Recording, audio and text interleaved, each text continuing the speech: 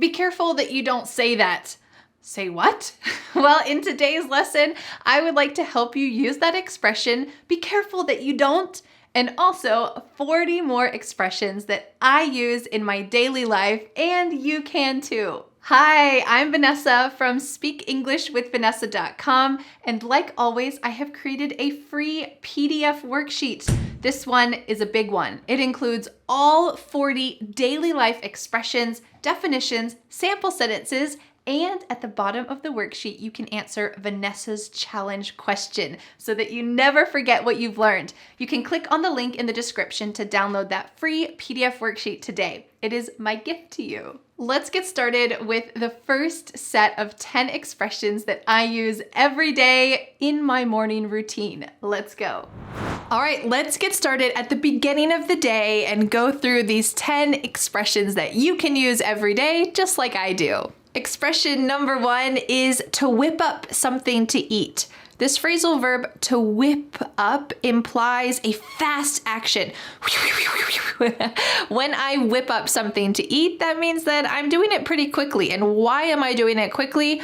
Well, in the morning, I don't leave myself much time to do all the things that I need to do. So when my kids say, "Mom, can you come look at this? Mom, can you go over here?" I say, sorry, kids, I have to whip up something to eat first. I need to quickly toast some bread, make some eggs. I need to whip up something to eat. Expression number 2, come on, let's go. I say this every day. Maybe you do too in your own language. When we need to get somewhere in the morning, school or work, well, if you have to gather other people, whether it's your husband or your kids, you probably say, come on, let's go, especially if you're the one who's ready first. If you're the one who takes a long time, you might hear someone else say this to you. Come on, let's go. Are you ready? The third expression that I use every day is, we don't want to be late. Or sometimes I say, I don't want to be late, because usually it's just me who cares about this. The kids don't always care about it, but this is giving a reason for why you need to, come on, let's go. We don't want to be late. It's kind of rude to be late, isn't it? At least in American culture, it's rude to be late. So it's a good motivator. Daily life expression number 4 is one that you can use as you're driving your kids to school or if you're on your way to work. You can say, I'm stuck in traffic, but I'm on my way. This is letting the other person know, maybe your child's teacher, maybe your boss, that you have an excuse. I'm stuck in traffic, but don't worry, I'm not still at home lying in bed. I'm on my way. With family members, sometimes when we text, we say OMW, and this means on my way. This is a common abbreviated expression that if I'm at the store and I'm coming home, I might text my husband OMW. That means on my way. Daily life expression that I use almost every day is, I'm gonna run some errands. To run some errands is a great fixed phrase that you can add to your vocabulary, and it means doing necessary things like going to the grocery store, going to the post office, going to the bank. I'm gonna run some errands, and then I need to pick up my kids from school. Daily life expression number 6 is, I better run. Is this talking about having some physical activity and running? No, this is talking about leaving. I better run, I'm gonna be late. So if you're chatting with a friend, maybe you're having some coffee together and you realize, it's almost 3 o'clock, I need to pick up my kids at 3 o'clock, you might say, I better run. And the word better here is not talking about a comparison. This is better than this. Instead, this is a substitute for the word need. I need to run. I need to go. I better run. I better go. Great expression that I use all the time, and you can too. Daily life expression number 7, you can ask, how was everyone's day? This is something you can ask your kids, you can ask your partner, you can ask, how was everyone's day?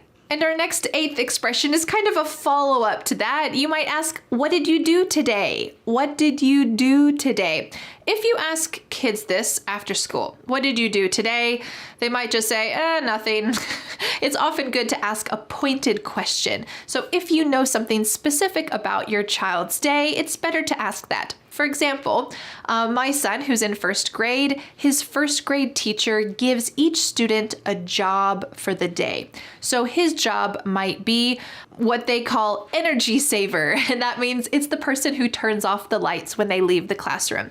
So I might ask him, how was your day as energy saver? Did you turn off the lights today?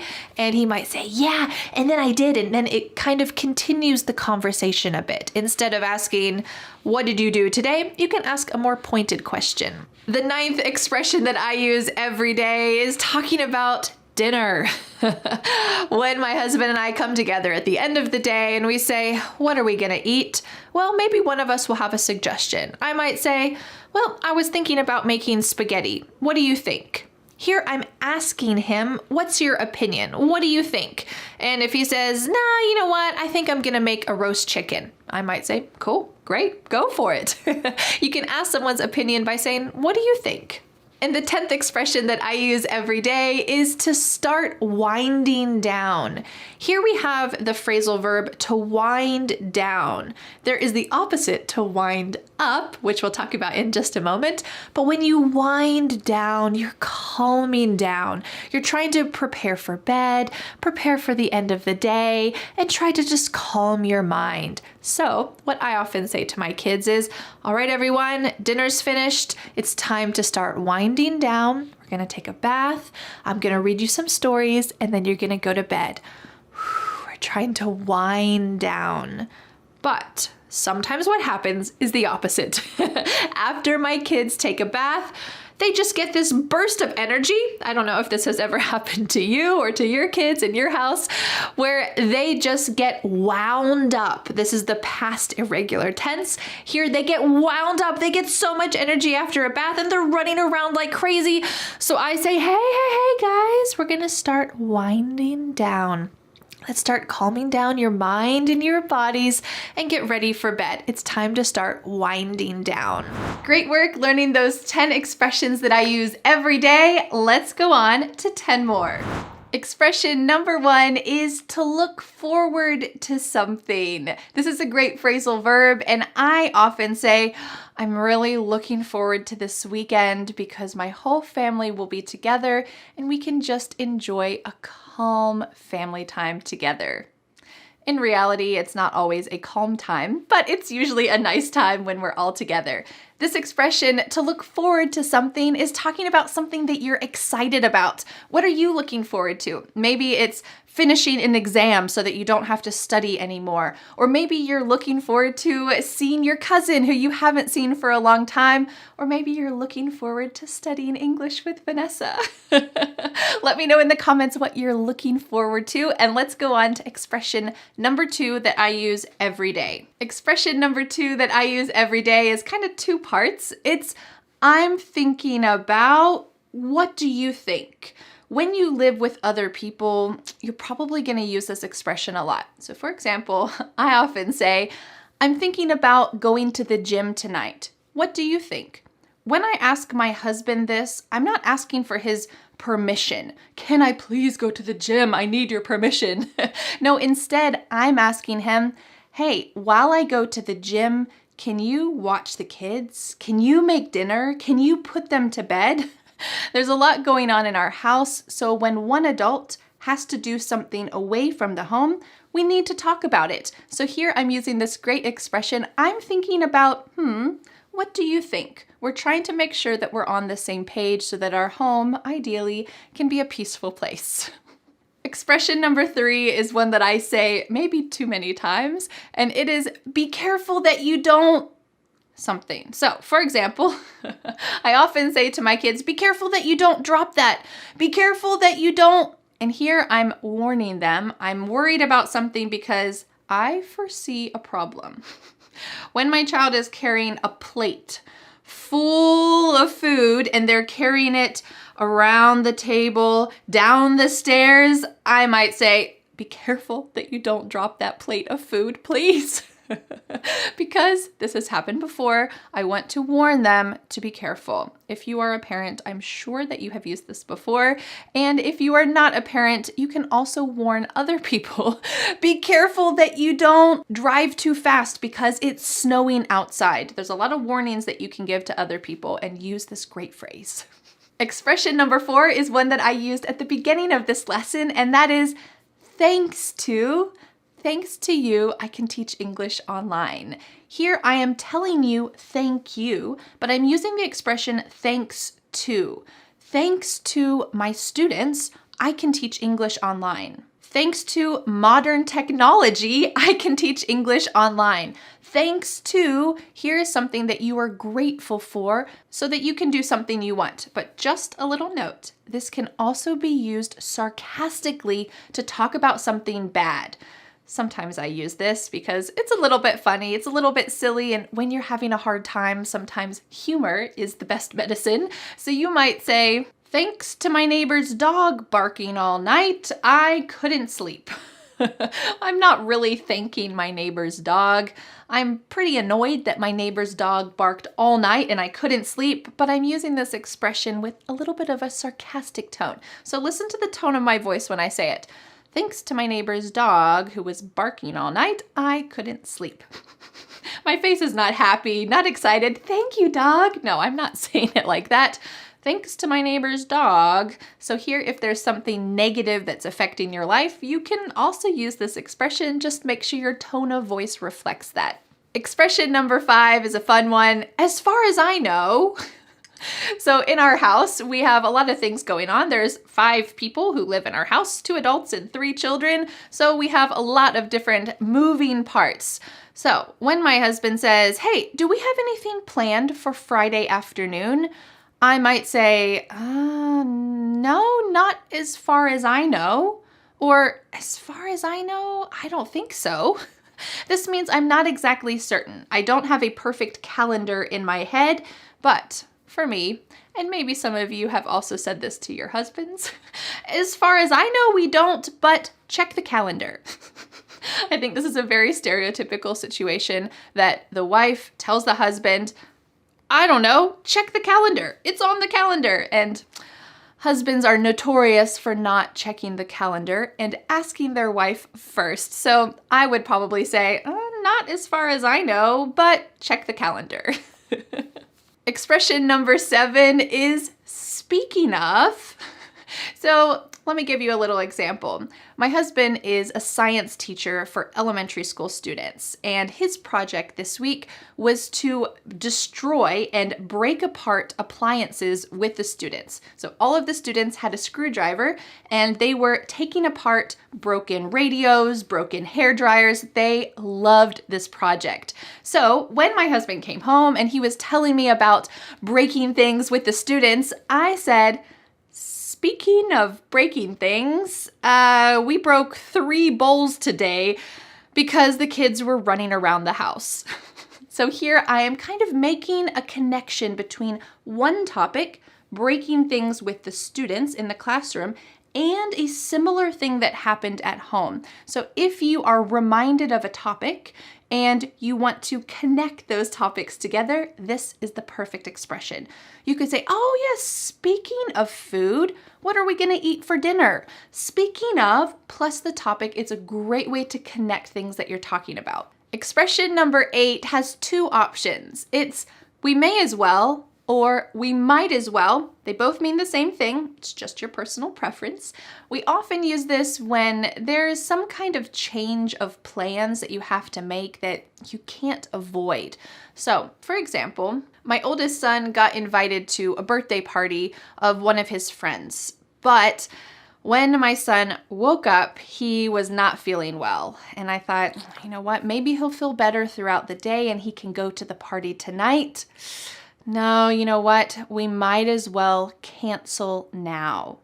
This is talking about a change of plans that you can't avoid. He's probably not going to feel better later today to go to that party. So what's the conclusion? Well, we may as well cancel our plans now, or we might as well cancel our plans now. There's kind of a reluctance, like, I don't really want to, but I probably should. I don't know 100% what's the right thing to do.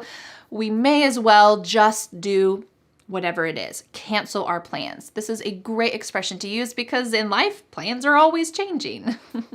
Expression number 9 that I use every day is a good follow-up to expression number 8. It is, this doesn't mean that, it just means that. So let's take that example of my son missing his friend's birthday party because he wasn't feeling well. Well, can you imagine when I told him, sorry, I don't think we're going to be able to go to her birthday party. You just aren't feeling well. How do you think he reacted to that? Do you think he said, great, yay? No. Even though he wasn't feeling well, he was really disappointed. His reaction was not positive. Poor guy. He felt really disappointed to miss that birthday party. So I used this expression to help him feel better. I wanted to explain a little bit. Sometimes it works, sometimes it doesn't with children, but this is a great expression to use. I said, this doesn't mean that we can never play with your friend. It just means that we can't see her today.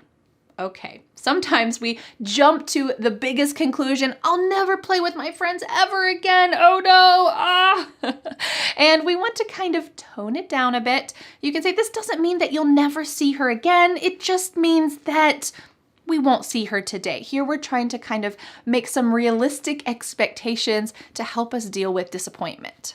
You can even use this in the workplace. Let's say that you're really working on a big project and all of the team has to work overtime in order to finish the project.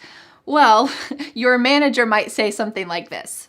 This doesn't mean that you'll always be working overtime. It just means that for this project this week, I'm gonna need you to work a little bit extra so that we can finish. Great. They're trying to make the expectations realistic, help to deal with some disappointment, and just set out the facts. The final 10th expression is a great one for expressing your preferences. It is, I would rather than. And we often make a contraction out of I would and say I'd. I'd rather than.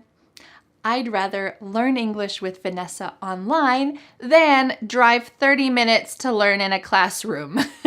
We're talking about preferences, and this is something that we do all the time. Just a little note, there is a verb to prefer. I prefer learning English online. Well, you know what? This is okay, but in the US, we don't really use the verb prefer that much. Instead, we're more likely to say rather. I'd rather learn English online because my life is just too busy. I don't have time to go into the classroom. I'd rather something than something else. Let me give you another example from my daily life. Every week, my family has certain meals that we make a lot. For example, every Monday, we make miso soup. We call it Miso Mondays. And there's different types of miso soup that we make. But this past Monday, it was just such a busy day. And all of the steps for making miso soup felt really overwhelming. So I told my family, I know that you guys like to eat miso soup, but I'd rather eat something quick and easy than spend a lot of time in the kitchen making miso soup. This doesn't mean that we'll never eat miso soup. It just means that we'll eat it tomorrow when we have a less busy day. Great way to use both of these expressions. So here I'm talking about my preference. I'd rather eat something easy today. Let's just toast some bread, make some eggs, cook a little vegetable or something, and have an easy dinner because I'd rather have an easy dinner than a more complicated dinner. Today has already been too much. This is a great way to just naturally express your preferences. Great work learning those 10 expressions that I use every day. Let's go on to 10 more. Phrase number 1 is like clockwork. Take a look at this sentence, and I want you to guess what you think this means. Every morning at 6 a.m., my baby wakes up like clockwork. Do you think that sometimes my baby wakes up at 6, sometimes 8, sometimes 9? Nope. Every day without fail. My baby wakes up at 6 a.m. I don't even need to look at the clock. She is like a clock. And here, that's what that expression means, like clockwork. It happens so regularly that I don't even need to look at the clock because she wakes up every day at 6 o'clock.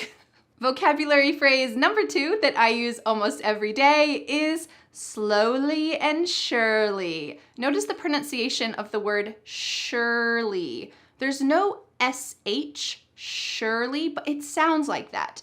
Surely, surely. Take a look at this sentence. Slowly and surely, my 2 older boys will learn to help get themselves ready in the morning. At the moment, my 6-year-old gets dressed usually by himself, but my 3-year-old needs a little bit more help, especially putting on his shirt. And you know what? Slowly and surely, they will become more independent and be able to get ready by themselves. Can you guess what you think this vocabulary phrase means? Well, it means that something is not going to happen quickly. It will take time. And you know what? As a mom of 3 young kids, it can be really challenging sometimes to do all of the tasks, but I want to appreciate how small and cute they are right now. Slowly and surely, they will become more independent. So right now, I just need to enjoy them. Vocabulary phrase number 3 that I use almost every day is I've gotten into the habit of. Take a look at this sentence. Ever since my baby was born, I've gotten into the habit of getting ready right when I wake up. What do you think this means? Do I usually wait until after eating breakfast to brush my hair? Do I usually wait until my children are dressed to put on my clothes for the day? Nope. Instead, right when I wake up, I get myself ready first. So we use this phrase to talk about something that happens regularly. I have gotten into the habit of getting myself ready. It helps me to feel better about the day, and I'm not neglecting myself and only taking care of my children. Instead, I've gotten into the habit of getting myself ready first in the morning, and then I'm ready to take care of everyone else. Vocabulary phrase number 4 is put it off. Put it off. Take a look at this sentence. I have a list of things that I need to do, but I have been putting them off for too long. Today is the day. Can you guess what this means? Well, it means I have been procrastinating or delaying doing something. I know we are all like this, right? I need to call the bank. I need to make a cake for a friend's birthday. I need to send a message to my students. These things I have been delaying. I have been putting them off, but no longer. Today is the day that I will check them off of my to-do list. Vocabulary phrase number 5 that I use almost every day is it's a hassle.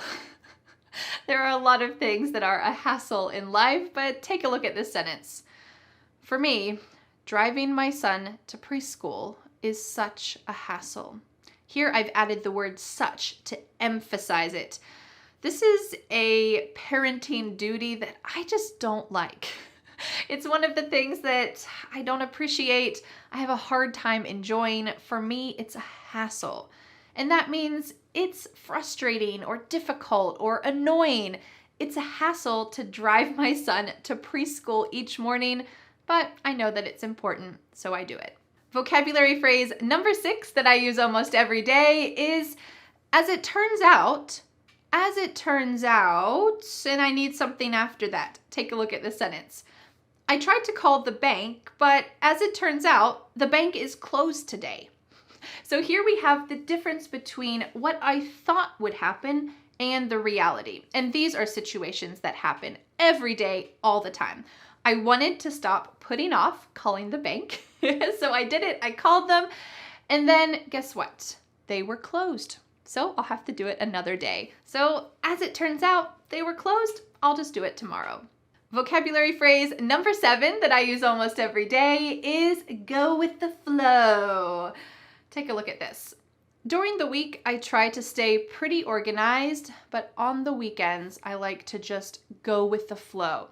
So when my husband asks me, what do you want to do this weekend? I can use this great expression because it means, I don't know, I have no plans. I'm going to just Be like a river and follow the water. I'm going to go with the flow. So I could respond to him and say, I don't know, let's just go with the flow. If we feel like staying home, that's fine. If we feel like we want to go out, I'm okay with that too. Let's just go with the flow. Vocabulary phrase number 8 is that being said. This is a good one to follow number 7. So I just said I like to go with the flow on the weekends, but that being said, I do sometimes like to have plans for the weekends. Okay, I sometimes like to organize what's going on the weekends, not every hour on the hour what we're doing, but maybe we'll visit a friend or a family member or go on a hike. That being said, so here I'm saying the opposite. I like to go with the flow. Well, that being said, so this is true. It is true I like to go with the flow, but I want to give an exception, something that's the opposite. That being said, I do like to plan some things on the weekend. Vocabulary phrase number 9 that I use almost every day is now that I think about it. Because in my life, there is a lot going on. I have quite a busy life. You probably do too. So whenever my husband says, hey, what are your plans for tomorrow? I might say, I don't know. I'm just going to go with the flow. And then I say, oh, now that I think about it, I forgot that we have a birthday party to go to tomorrow. Now that I think about it, so we can kind of assume that previously, when I said, let's just go with the flow, I wasn't really thinking about it. But now that I think about it, oh yeah, we do have something planned for tomorrow. We're gonna go to a birthday party. So this is a great expression to use when you change your mind or when you realize something that you forgot about. Now that I think about it, we actually do have plans. Vocabulary phrase number 10 and our final one for today's lesson is a fun one.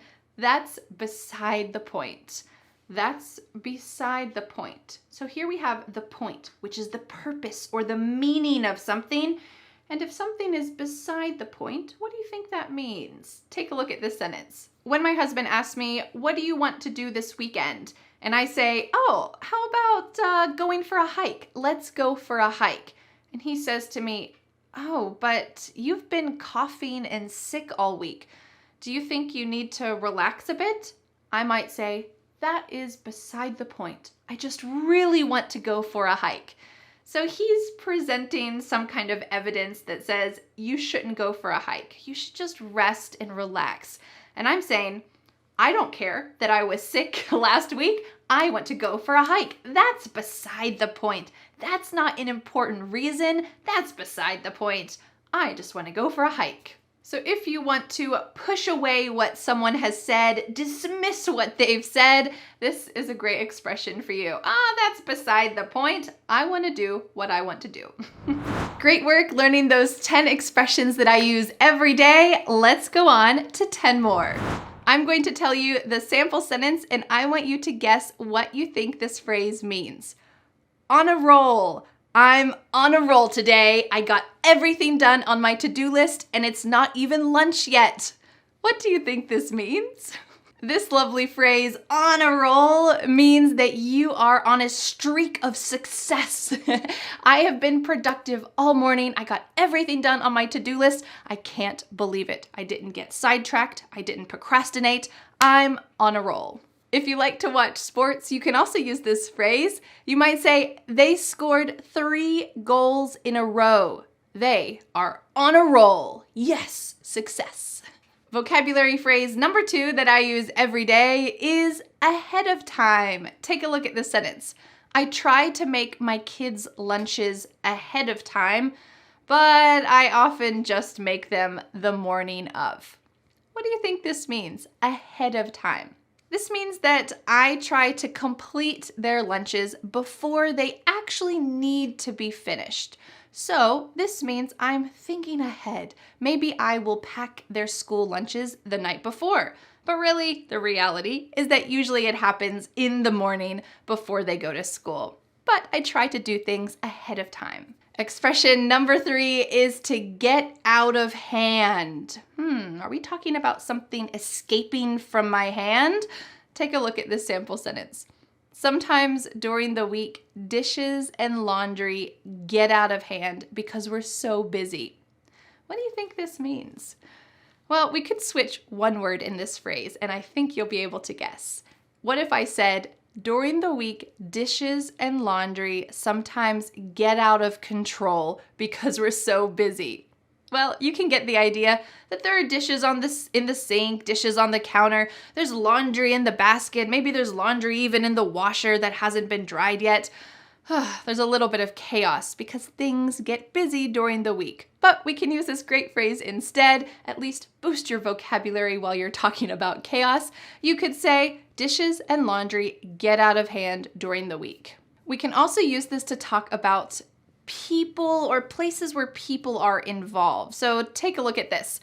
The kids ate the whole cake and the plate of cookies at the birthday party. After that, the party got out of hand. You can imagine crazy children after that type of experience, or you might use it as a warning. I don't want the party to get out of hand, so just eat one piece of cake, please. The next phrase that I use every day is, it's too bad. Take a look at this. It's too bad that we don't have a maid who can help to clean up our house at the end of the day.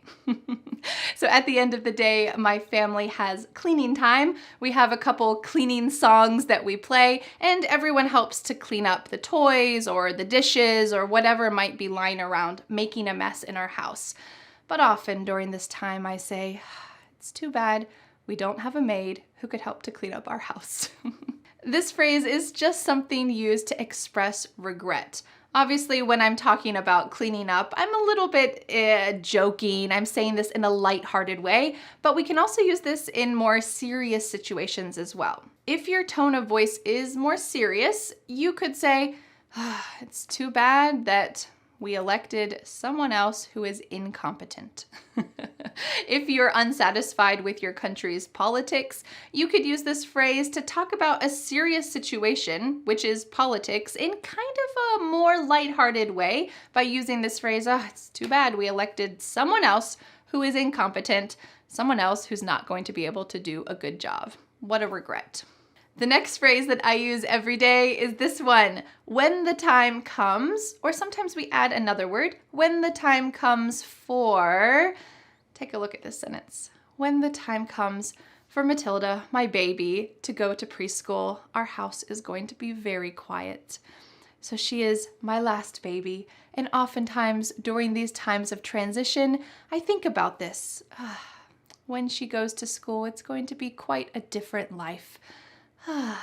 Well, we can use this phrase, when the time comes, for Matilda to go to school. Well, I'm not really talking about a specific date or year. We're talking about time in general. When the time comes for her to go to school, it's going to be different in our house. You can also use this to talk about your English learning journey. I'm learning English, so when the time comes for me to go to the US for vacation, I am going to be prepared. Or I'm learning English so that when the time comes and we have some English-speaking clients at work, I'm going to be able to talk to them with no problem. You don't know exactly when that time will be, but you will be prepared when the time comes. The next phrase I use every day is some fresh air. I've been stuck inside all morning. I need to go outside and get some fresh air. Right now, my kids are outside playing. They are getting some fresh air. Do you know what this means? It just means going outside. Usually it's kind of laced with the idea that you need some kind of relief. When you get some fresh air, it helps you to feel better. Maybe you feel less stressed, you feel more energized, you feel relaxed. I need to go outside and get some fresh air. Talking about getting fresh air, the next phrase goes along with it. There's something about, take a look at this. There's something about going outside and getting some fresh air that just makes me feel better. Do you think that I know exactly why fresh air helps me to feel better? No, I don't know exactly why. There's something about fresh air that helps me feel better. Okay, I'm talking about when something has the ability to influence me, but I can't really describe it. There's something about fresh air that just feels great. You might even use it to talk about my English lessons. There's something about Vanessa's English lessons that I just love. Maybe you don't know exactly why you keep watching my English lessons, but it's hard to describe and it influences you. There's something about Vanessa's lessons that just makes me want to come back again and again and watch them. I hope that's true. The next phrase that I use every day is come to think of it. Come to think of it. What is it? We'll take a look at this sentence. Come to think of it, it is snack time. Let's go eat something. Maybe like your kids, my kids are always asking for a snack, but I try not to let them eat a snack all day, all the time. We have kind of snack times. It's not extremely strict, but if they ask me for a snack and it's around 10 o'clock in the morning, that's generally snack time, and they say, Mom, I'm so hungry, I need a snack. I might say, well, come to think of it, it is snack time. Let's go eat something. So here we're talking about something that just appeared in my mind in the middle of this conversation. I wasn't thinking, snack time is coming soon, I'm going to prepare a snack. No, my kids asked me for a snack and I just remembered, oh, come to think of it, oh, look at that. It is snack time. Let's go eat. So it's something that just comes up in the conversation. I want to give you another example for this. Last week, my sister and I were talking about my grandparents and thinking about them, and I said in the middle of our conversation, come to think of it, I haven't heard from my grandma in a while. Maybe I should give her a call. Okay, we were having this conversation about our grandparents, and I realized in the middle of that conversation that I hadn't heard from my grandma. She hadn't called me for a while. So I thought, oh, come to think of it, I haven't heard from her for a while. Maybe I should call her. It just came up in my mind in the middle of the conversation. The next phrase that I use every day is to be spoiled. Take a look at this sentence. We're so spoiled because our neighbors share good food with us. Have you ever had a neighbor bring you over some freshly made cookies or maybe some soup that they just made on a cold day? It's such a beautiful feeling. This is a way to truly show love, I think. So for me, I have several neighbors that are constantly sharing food together. I feel spoiled. I'm spoiled that my neighbors share such good food with me. What do you think this means, to be spoiled? This just means that I'm treated well, maybe even above well. I am pampered. Someone is taking care of me more than is even necessary. I'm spoiled. We do sometimes use this negatively for children. So if your child always asks for toys, and every time they ask for a toy, you say yes. Anytime you're walking down the aisle in a store and they say, I want to buy that, you say, okay. And then they want to buy something else and you say, okay. Well, you know what? Your children are spoiled. This is not a good thing. It's not a good thing for us as adults either. But when someone is spoiling me by giving me food, this is generally just kind of a neutral or good thing. But make sure that you try not to spoil your children too much. We want them to be grateful for the things that they have. The final phrase that I use every day that I want to share with you today is the fact that. Okay, we need to add this grammatically correctly into a sentence, so take a look at this. I love the fact that my neighbors support each other. Okay, yes, we're talking about a fact, something that is true, but look how this is grammatically used. I could just say I love that my neighbors take care of each other. But instead I added the fact to kind of emphasize this is absolute truth. I love the fact that my neighbors take care of each other. And it's true, we often look out for each other and bring each other things, bring each other food, check in on each other, and make sure that each other are doing well. I love the fact that my neighbors take care of each other. Let me give you one more sample sentence with this. One of my friends is a vegetarian, which means she does not eat meat, and she told me this. My family has finally accepted the fact that I don't eat meat. Well, maybe before her family thought, this is just a phase, it will pass. If you're a vegetarian, maybe your family said the same thing. But she said that her family has accepted the fact that she doesn't eat meat. And now whenever she goes over to their house, they try to accommodate her in some way. It's very kind. They accept the fact that she doesn't eat meat. Well, congratulations on learning 40 expressions that I use every day in English, and you can too now. Don't forget to download the free PDF worksheet that includes all 40 of these expressions, definitions, sample sentences, and at the bottom of the worksheet, you can answer Vanessa's challenge question so that you never forget what you've learned. You can click on the link in the description to download that free PDF worksheet today, my gift to you. Well, thank you so much for learning English with me, and I'll see you again next Friday for a new lesson here on my YouTube channel. Bye! But wait, do you want more? I recommend watching this video next where you will learn English around town with me, including I will show you one of the coolest houses in my town. It is very exciting. I'll see you in that video to find out.